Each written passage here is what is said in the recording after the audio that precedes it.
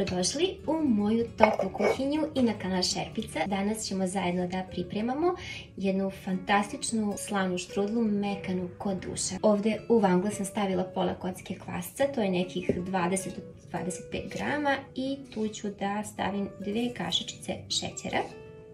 Zatim 100 ml tople vode, 50 ml ulja, 300 g kiselog mlijeka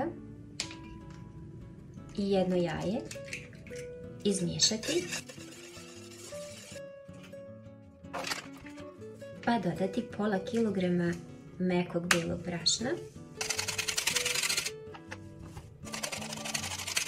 i kad smo dodali brašno dodajemo jednu punu kašičicu soli. Zamjesiti testo i ostaviti pola sata da nadođe. Premesite ga prvo ovako da bude malo mekše i ostavite da nadolazi. Posle dodajte još nekih 100 do 150 grama brašna da ga lijepo možete formirati, da se ono ne lepi mnogo. I dok čekamo da testo raste, pripremit ćemo sve sastojke koji su potrebni za filovanje. Isackat ću par komada maslina, otprilike 100 grama je potrebno. Ako ne volite masline, možete da stavite iseckanu kiselu ili svežu papriku. I još je potrebno oko 200 do 250 grama nekog sira i potom neka fina šunkarica. Ja ovdje imam dimljena pileća prsa. I sada ćemo da vidimo naše testo kako je nadošlo. Veoma fino. Dodat ću malo brašna i od ovog testa sad pravim 3 loptice.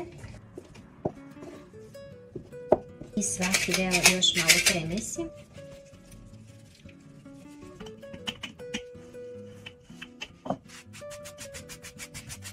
I složimo ovako šunkaricu i potom sir, malo masline i umotati.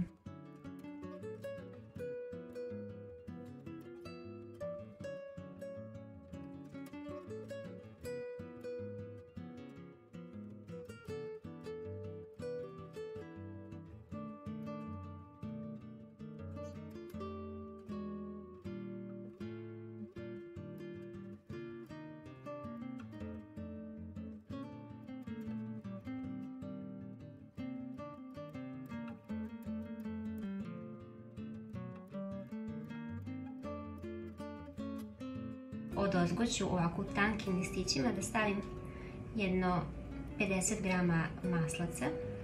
Sada ovako neka stoji jedno 10-15 minuta i potom pečemo na 180 stepeni dok fino ne porumeni. I posle sat vremena naša štrudla je gotova. Prekriću je sada krpom da se malo prohladi.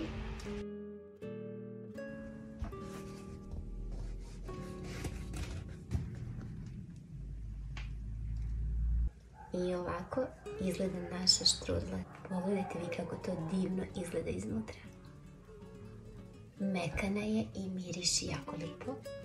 I možete je praviti ovako kao veliku štrudlu ili da napravite 2 manje pletenice i da pečete u manjem plehu od hleba. Onda ćete tako moći da napravite onako manje štrudle za posluženje, na primjer pred goste.